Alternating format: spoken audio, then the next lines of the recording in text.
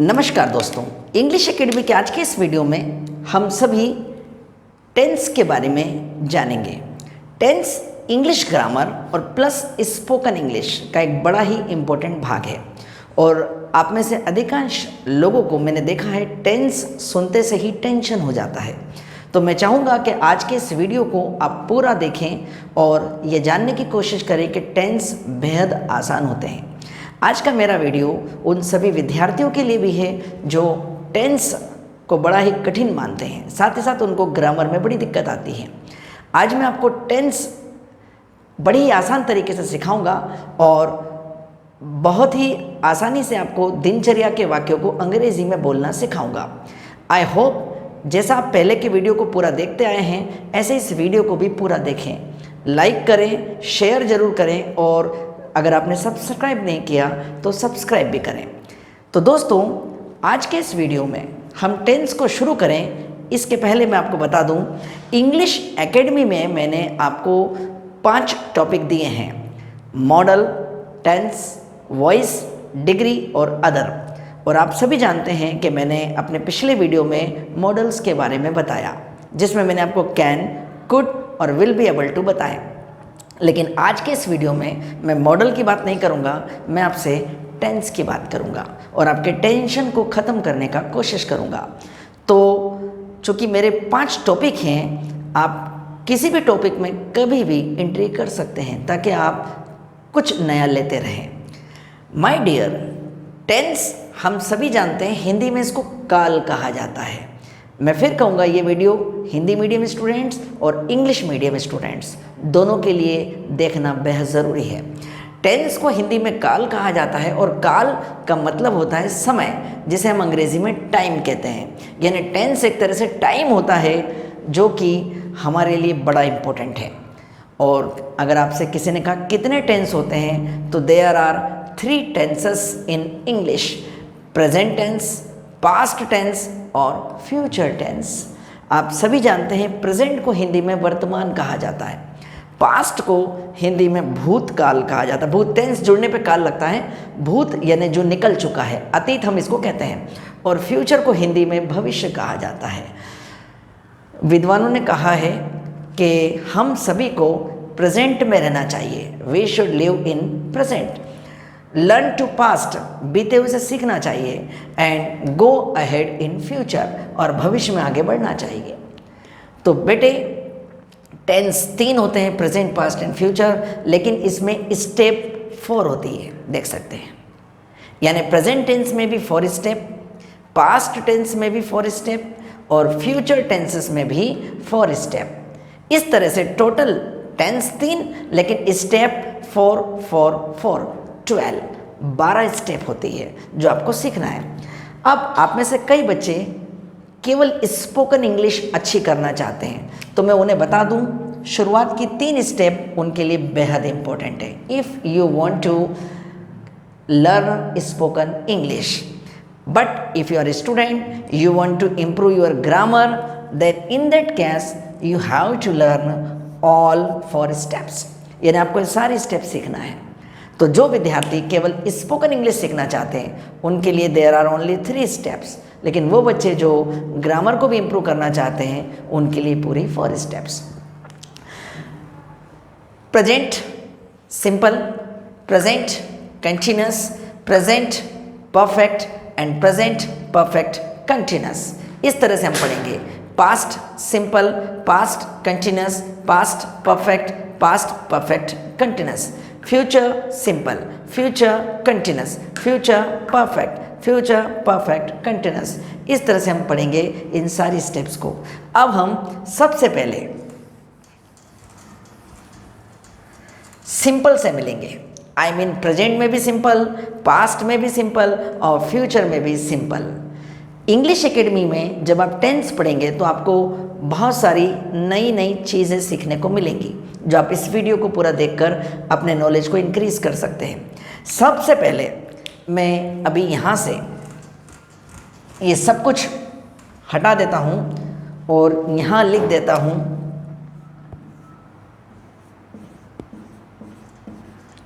Present simple, यानी इसमें हम केवल प्रेजेंट सिंपल से मिलेंगे। आप में से अधिकांश बच्चे जानते हैं इस टेंस की हिंदी पहचाने ता है। अगर कोई लड़की है तो ती है, और बहुत सारे हैं तो ते हैं। यानी इस टेंस की हिंदी पहचाने ता है, ती है, ते हैं। जैसे मैं ब्यावरा में रहता हूँ, मैं स्कूल जाता हूँ, मैं कॉलेज में पढ़ता हूँ, मैं सरकारी स्कूल में पढ़ाता हूँ, मैं अंग्रेज़ी जानता हूँ। इन सब वाक्यों में मैंने ता है, ती है, ते हैं दिया है। यानी ये इसकी बहुत ही सरल सी पहचान है। केवल इस टेंस को अगर आपने सीख लिया तो याद रखिए, आप दिन भर की दिनचर्या जो आपकी है, डेली रूटीन, वो आप पूरा इंग्लिश में कन्वर्ट करना सीख जाएंगे केवल एक टेंस से, जिसका नाम है प्रेजेंट सिंपल टेंस। केवल इस टेंस को सीखने से आप दिन भर के रूटीन हम सबका सेम होता है। मैं सुबह उठता हूँ, आप भी उठते हैं, मैं मुंह धोता हूँ, आप भी धोते हैं, मैं पानी पीता हूँ, आप भी पीते हैं, मैं चाय लेता हूँ, कोई दूध लेता है, कोई कॉफ़ी लेता है, कोई कुछ भी नहीं लेता है। तो रूटीन हम सबके लगभग सेम होते हैं, काम हमारे अलग होते हैं। मैं टीचर हूँ, पढ़ाता हूँ, आप स्टूडेंट हैं, पढ़ते हैं, कोई जॉब में तो ऑफिस जाता है, कोई दुकानदार व्यक्ति तो दुकान पर बैठता है। हम सबके काम अलग हो सकते हैं लेकिन रूटीन सेम होता है। तो प्रेजेंट सिंपल हमारे रूटीन को शो करता है। ये केवल ग्रामर की बात नहीं कर रहा हूँ, जैसे मैटर ऑफ स्पोकन इंग्लिश, तो ता है, ती है, ते हैं। लेकिन साथ ही मैं आपको इंग्लिश एकेडमी के इस वीडियो में ओ की ध्वनि के बारे में भी बताऊंगा। ये प्रेजेंट सिंपल टेंस की एक और पहचान है, जिसके बारे में 95% स्टूडेंट्स नहीं जानते कि ओ की ध्वनि भी प्रेजेंट सिंपल में आती है। और साथ ही साथ कभी कभी हम ना की ध्वनि का यूज़ भी करते हैं, और कई बार हम ए की ध्वनि का यूज़ भी करते हैं। जैसे कई बार हम बोलते हैं आओ, कभी कभी हम बोलते हैं आना, और कई बार हम कहते हैं आइए। ये साउंड जो मैंने आपको बताया, तीनों साउंड हैं, ये सब प्रेजेंट सिंपल टेंस के अंतर्गत आते हैं, जिसमें हम आदेश देते हैं, जिसे हम इंग्लिश में सिंपल लैंग्वेज में ऑर्डर कहते हैं, लेकिन वहीं ग्रामेटिकल लैंग्वेज में इन साउंड को इंपेरेटिव सेंटेंस कहा जाता है, जो हम आगे पढ़ेंगे। और साथ ही साथ इसमें एक ऊ की ध्वनि और आती है, ऊ की ध्वनि।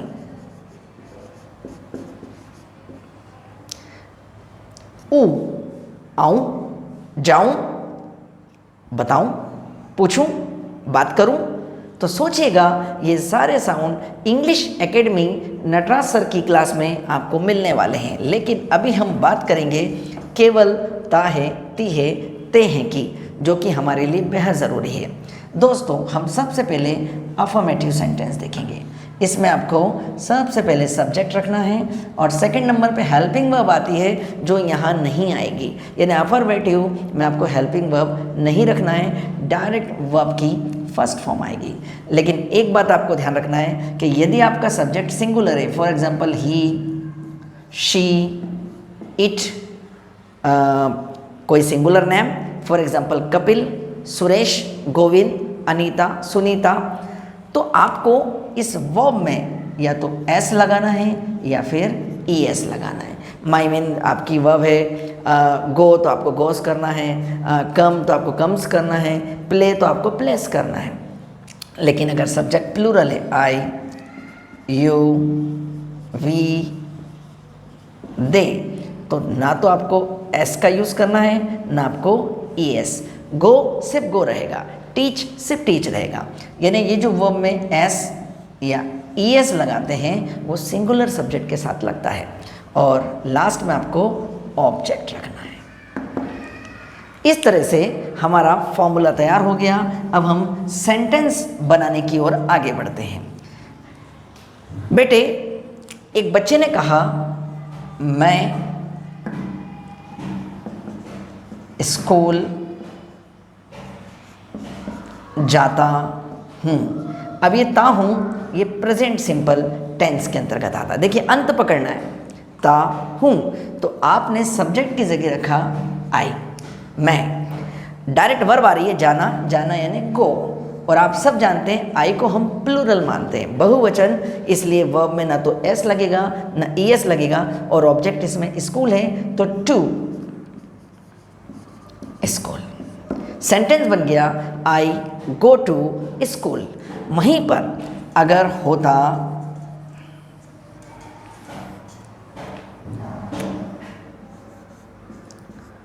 वह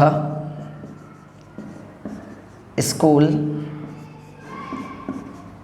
जाता है, तो वह के लिए आपने क्या रख दिया, ही, क्योंकि ये कोई लड़का है, बॉय है, मेल है, और वर्ब वही जाने के लिए गो, लेकिन ही सिंगुलर है तो मैंने इसमें ईएस लगा दिया, टू स्कूल। क्या बन गया, ही गोस टू स्कूल। आप में से कुछ लोगों का डाउट हो सकता है कि हम एस लगाएं कि ई एस लगाएं, तो मैं इतना ही कहूँगा कि आने वाले आगे के वीडियो में मैं इसके बारे में भी बताऊँगा, लेकिन अभी आप एस या ई एस जो भी आपके अपने दिमाग से रख सकते हैं वो रखने का प्रयास करें। लेकिन धीरे धीरे हम जैसे आगे बढ़ेंगे इन नियमों को भी समझेंगे कि कहाँ पे एस लगता है, कहाँ पे ई एस लगता है और कहाँ पे कुछ और भी लगता है, जो मैं धीरे से बताऊँगा। अब हम समझे कि भाई कैसे बनाना। अब हम डायरेक्ट इंग्लिश में सेंटेंस बनाते हैं। मैंने यहाँ पे कैरेक्टर लिया शी और वर्ब ले ली मैंने प्ले। अब शी सिंगुलर कैरेक्टर है तो मैंने इसमें ईएस लगाया और ऑब्जेक्ट ले लिया क्रिकेट। शी प्लस क्रिकेट, एक सेंटेंस बन गया जिसका अर्थ है वह क्रिकेट खेलती है। आप इस तरह से सेंटेंस बना सकते हैं। कुछ स्पोकन प्रैक्टिस करते हैं। आई टेक टी, मैं चाय पीता हूँ। यू टेक टी, आप भी चाय पीते हैं। वी टेक टी, हम चाय पीते हैं, लेकिन अगर ही है तो टेक्स हो जाएगा, tea. She takes tea, father takes tea, mother takes tea. लेकिन अगर फादर एंड मदर दोनों आपने सब्जेक्ट लिए, फादर एंड मदर, तो आपको सिर्फ टेक रखना है क्योंकि दोनों बहुवचन में आते हैं। Father and mother take tea. इस तरह से आप सेंटेंस बना सकते हैं। अब हम इसी में नेगेटिव सेंटेंस देखेंगे, नकारात्मक। सबसे पहले आपने वही सब्जेक्ट रखा, लेकिन जैसे आप नेगेटिव बनाएंगे दो हेल्पिंग वर्ब आएगी, डू और डस, और उसमें आपको क्या लगाना है, नॉट। वर्ब की फर्स्ट फॉर्म आखिरी में ऑब्जेक्ट। अब यहाँ आप देख रहे होंगे कि जैसे ही मैंने डू डज में नॉट लगाया, मैंने वर्ब्स में से एस ई एस यहाँ से हटा दिया। रीज़न इज़ डैट कि आपको डू दिख रहा है, लेकिन यह भी डू ही है, लेकिन इस डू में आप क्या लगाते हैं, ई एस, यानी ये डस बन गया। तो यदि आपका सब्जेक्ट सिंगुलर है, for example he, she, it, आपको डज नॉट लगाना है। थोड़ी सी मेरे साथ प्रैक्टिस करें। He does not. एक बात और बताता हूँ, डू नॉट को एक साथ डोंट कहा जाता है और डज नॉट को एक साथ डजंट कहा जाता है। I mean don't and doesn't. He doesn't, she doesn't, it doesn't, father doesn't, mother doesn't, but I, you, we, they don't का प्रयोग करें। I don't, you don't, we don't, they don't, और फिर वर्ब रखना है। टेक है तो take रखना है, गो है तो गो रखना है, स्पीक है तो स्पीक रखना है। जैसे एक व्यक्ति ने बोला, आई खुद के लिए डोंट टेक टी, मैं चाय नहीं लेता हूँ, मैं चाय नहीं पीता हूँ। I don't go to school, मैं स्कूल नहीं जाता हूँ। लेकिन अगर आपने कैरेक्टर चेंज किया, ही रखा, तो ही डजंट टेक टी, वह चाय नहीं लेता है। शी डजंट स्टडी, स्टडी यानी पढ़ना होता है, वह नहीं पढ़ती है। इस तरह से आप अफर्मेटिव भी बना सकते हैं और नेगेटिव भी बना सकते हैं। अब ये दोनों सेंटेंस हम बनाना सीख गए। Father goes, father doesn't go. तो इन दोनों को अब मैं शॉर्ट में उधर लिख देता हूं ताकि आपको अगली स्टेप बताऊं, और इसलिए लिखना है मुझे क्योंकि इनकी ज़रूरत हमें बीच में कहीं पड़ेगी। ये देखिएगा, सब्जेक्ट वर्ब की first form S E S according to subject and object. This is affirmative, subject do, does, not. This is helping verb. Only use verb, not s, and at last object. I teach, मैं पढ़ाता हूँ. I don't teach, मैं नहीं पढ़ाता हूँ. कहीं भी practice कर सकते हैं.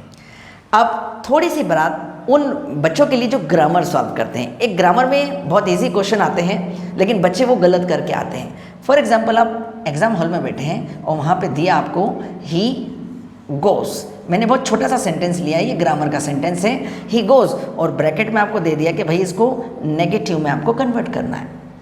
अब बच्चे उसको देखते रहते हैं, करते रहते हैं, समझते रहते हैं. ही गोस नेगेटिव बनाना है. सबसे पहले तो आपको ये आइडेंटिफाई करना है कि कौन सा टेंस यहाँ है. I mean which tense apply here.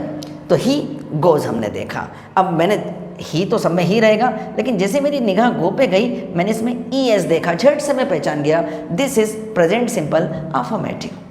ये कहीं पे और दूसरी जगह नहीं आएगा. अब मुझे इसका नेगेटिव बनाना है, मैं इस फॉर्मूले के बारे में सोचूंगा. मेरा सब्जेक्ट ही है, मैं ही रखूंगा, लेकिन इतनी सी निगाह रखनी कि गो में ई एस लगा हुआ, यानी गोस है तो ही के साथ हमें डज लगाना है क्योंकि इसमें ई एस है. He does not. पर अब वर्ब जो है वो गोज नहीं करना है, केवल आपको गो करना है, क्योंकि अगर आपने इसमें ई एस लगा दिया तो वो सेंटेंस आपका गलत हो जाएगा और आप गलत सेंटेंस नहीं करना चाहेंगे. एंड आपने ये कर दिया. He doesn't go. My dear, in my next video, we will learn tough grammar. But you are learning first time, so you have to learn simple, easy grammar through this video. तो हमने इस तरह से समझा कि किस तरह से एग्जाम्स में आता है. Now, again watch. This is affirmative formula and this is negative formula. Now अब हम इंट्रोगेटिव फॉर्मूले के बारे में बात करेंगे. प्रश्नवाचक, जिसमें मैं आज आपको इंग्लिश में क्वेश्चन करना और उनके जवाब देना भी सिखाऊंगा. इस वीडियो को अंत तक जरूर देखें. इंट्रोगेटिव, अब आप समझ सकते हैं इसमें हर वाक्य क्या से शुरू होगा और अंत में ता है, ती है, ते हैं आना चाहिए. जैसे क्या आप पढ़ते हैं, क्या आप पढ़ाते हैं, क्या आप ब्यावरा में रहते हैं, क्या आप चाय लेते हैं. ऐसे ढेरों प्रश्न हम सामने वाले से करते हैं या किसी अन्य से करते हैं. तो इंट्रोगेटिव में आपको कुछ नहीं करना, जो हेल्पिंग वर्ब है उसे आगे रखना है. यू मीन सबसे पहले आपको डू और डस का प्रयोग करना है और उसके बाद सब्जेक्ट वर्ब की वही फर्स्ट फॉर्म और ऑब्जेक्ट रख के आप चूँकि इंट्रोगेटिव बना रहे हैं तो क्वेश्चन मार्क ज़रूर लगाएं. अब बेटे आपको या तो डू रखना है या डज रखना है.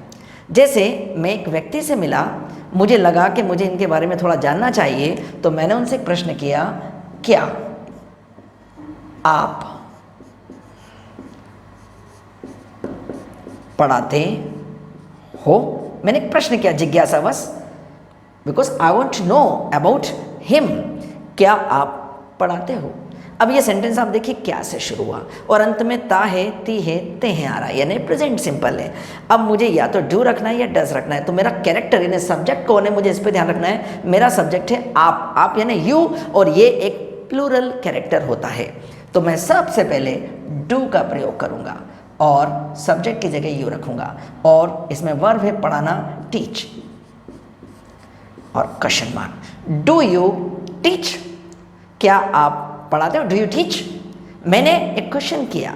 अब उन सामने वाले व्यक्ति को मुझे इंग्लिश में ही जवाब देना, यानी वो मुझे जवाब देंगे और इंग्लिश में. मैंने हिंदी में तो पूछा क्या पढ़ाते हैं, तो जब उन्हें जवाब देना है तो जवाब इससे देंगे और अगर उनका जवाब अफर्मेटिव है तो वो इसके आगे यस लगाएंगे और अगर नेगेटिव है तो वो इसके आगे नो लगाएंगे और अपने प्रश्नों का जवाब दे देंगे. कैसे. मैंने प्रश्न किया क्या आप पढ़ाते हैं, तो उन्होंने मुझे कहा हाँ मैं पढ़ाता हूँ. अगर उन्होंने मना किया तो नहीं मैं नहीं पढ़ाता हूँ. अब क्या सेंटेंस था मेरा, do you teach. Do you teach, उन्होंने मुझे इंग्लिश में बोला यस आई टीच, ना कि टीचर्स. टीचर्स नहीं करना, आई प्लूरल सब्जेक्ट होता है. Yes I teach. वहीं इंग्लिश में नकारात्मक जवाब no I don't. Do not को एक साथ डोंट बोलते हैं. नो आई डोंट टीच, नहीं मैं नहीं पढ़ाता हूँ. तो देखा आपने कितना आसान सा प्रश्न था। अब हम कुछ क्वेश्चन डायरेक्ट इंग्लिश में करेंगे, आप भी किसी से कर सकते हैं। डू यू स्टडी, मैंने किसी से पूछा डू यू स्टडी, उन्होंने कहा yes I study. No I don't study, मैंने पूछा क्या आप pढ़ते हैं, उन्होंने कहा हाँ मैं पढ़ता हूँ, और कहा नहीं मैं नहीं पढ़ता हूँ। चलिए एक और प्रश्न बनाते हैं। डू यू टेक टी, मेरे घर में कोई आया, मैंने उनसे पूछा क्या आप चाय लेते हैं, डू यू टेक टी, उन्होंने मुझे कहा यस आई टेक्स नहीं बोलना है, I is plural subject, then use only take, yes I take tea, और ना में जवाब दिया तो no I don't take tea. वैसे स्पोकन इंग्लिश में ध्यान रखें, हम हिंदी बहुत गलत बोलते हैं, आप शुद्ध हिंदी नहीं बोलते, मैं भी नहीं बोलता। शुद्ध हिंदी बहुत अलग होती है। हम तो ऐसी हिंदी बोलते हैं कि अगर जिसको अगर पकड़ा जाए, दिन भर में अगर कोई पकड़ने वाला हो, तो बहुत सारी जगह हम गलतियां करते हैं, मिस्टेक करते हैं। तो इंग्लिश में भी थोड़ा बहुत अलाउ होता है, लेकिन फिर कहूँगा गलत इंग्लिश नहीं सीखें। शुरुआत में अगर कभी गलती से आप आई डजंट टेक टी भी कहना सीख जाए तो आप कहना तो शुरुआत कीजिए, फिर धीरे धीरे अपनी जुबान को सही कीजिए और आई डोंट टेक टी का यूज़ कीजिए।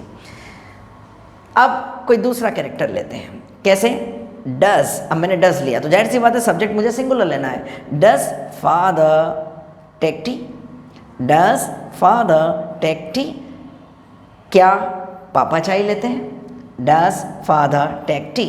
अब यहाँ पे मैं लेते हैं तो यस तो बोलूँगा, लेकिन फादर के लिए मैं फादर भी रख सकता हूँ और ही भी रख सकता हूँ। ध्यान रखें, आप फादर भी रख सकते हैं और ही भी रख सकते हैं, आपके ऊपर डिपेंड करता है कि आप उनके लिए क्या यूज़ करना चाहते हैं। लेकिन मुझे प्रश्न बनाते समय फादर बोलना पड़ेगा, अगर मैं ही बोलूँगा तो कौन ही, भाई वो क्लियर नहीं है ना। तो does father take tea, yes father takes, ध्यान रखें टेक्स टी, टेक में मैंने एस या ई एस का यूज़ करना है, क्योंकि कारण है क्योंकि फादर सिंगुलर है, और या फिर यस ही टेक्स टी, मैंने फादर के लिए कौन सा सब्जेक्ट यूज़ कर लिया, ही। चलिए नेगेटिव प्रश्न, no father doesn't take tea, he doesn't take tea. एक में मैंने बोला हाँ वो चाय लेते हैं, एक में मैंने बोला नहीं वो चाय नहीं लेते हैं। चलिए अब हम इंट्रो प्लस नेगेटिव भी सीखते हैं। कुछ नहीं करना, इसी डू डज में हम आगे नोट लगाएंगे जिसे हम डोंट कहते हैं या डजंट। लेकिन फिर कहूँगा अगर आप ग्रामर के स्टूडेंट्स हैं, इंग्लिश ग्रामर सीखना चाहते हैं, तो यहाँ पे नोट नहीं लगाना, ग्रामर में आपको सब्जेक्ट के बाद नोट लगाना है। लेकिन ये बोलने में थोड़ा ऑड लगता है, इसलिए हम नोट को आगे लगाते हैं। ये देखिए यहाँ पे मैंने नोट लगा दिया, बाकी formula same, don't, doesn't, subject, verb and object. एक सेंटेंस समझते हैं, वह पढ़ाते हैं, वह नहीं पढ़ाते हैं, क्या वो पढ़ाते हैं, क्या वो नहीं पढ़ाते हैं। ये सेंटेंस हमने 4 स्टेप में देखा। एक व्यक्ति जिसके बारे में हमने बोला वह पढ़ाते हैं, वो नहीं पढ़ाते हैं, क्या वो पढ़ाते हैं, क्या वो नहीं पढ़ाते हैं। तो ही और टीच में एस या ई एस का प्रयोग करना है, टीचेस हो जाएगा। ही टीचेस, वह पढ़ाते हैं। ही डजंट टीच, टीचेस नहीं करना। Does he teach, doesn't he teach. यानी आपने एक साथ 4 वाक्य सोचे। तुम जानते हो, तुम नहीं जानते हो, क्या तुम जानते हो, क्या तुम नहीं जानते हो। You know, know, know mean जानना, KNOW। You know, you don't know, do you know, don't you know. और फिर धीरे धीरे जब आपकी प्रैक्टिस हो जाएगी तो कैसे आपकी स्पीड होगी, मैं आपको एक एग्जांपल देता हूँ। ही गोes, he doesn't go, does he go, doesn't he go। you teach, you don't teach, do you teach, don't you teach। mother cooks food, mother doesn't cook food, does mother cook food, doesn't mother cook food। मतलब mummy खाना बनाती है, mummy खाना नहीं बनाती है, क्या mummy खाना बनाती है, क्या मम्मी खाना नहीं बनाती है। तो हमने यहाँ पर अफर्मेटिव, नेगेटिव, ये हमारे आंसर्स हैं। इंट्रोगेटिव से प्रश्न किया और खुद ही प्रश्न करके जवाब दिया कि किस तरह से हमें जवाब देना है। अब आपसे कोई भी पूछ सकता है और आप बड़ी आसानी से जवाब दे सकते हैं। चलते चलते आप जा रहे हैं, किसी ने इंग्लिश में पूछा डू यू टीच मैथ्स, अब आपने कहा oh yes I teach maths. नहीं होगा आपका सब्जेक्ट तो फिर आप कहेंगे no I don't teach maths. मैं नहीं पढ़ाता हूँ। इन्हें आपसे पूछ लिया कि आप मैथ्स पढ़ाते हैं, आपने कहा हाँ मैं पढ़ाता हूँ, लेकिन नहीं पढ़ाते तो नहीं, मैं गणित यानी मैथ्स नहीं पढ़ाता हूँ। इस तरह से आप प्रेजेंट सिंपल टेंस ता है, ती है, ते हैं को 4 स्टेप अफर्मेटिव, नेगेटिव, इंट्रो और इंट्रो प्लस में सीख चुके हैं। अब आप समझना चाहते हैं ओ के साउंड को, ओ की ध्वनि को, जिसके बारे में मैंने आपको इस वीडियो की शुरुआत में बताया। कभी कभी हम ना की ध्वनि भी यूज़ करते हैं और कभी कभी हम ए की ध्वनि का यूज़ भी करते हैं।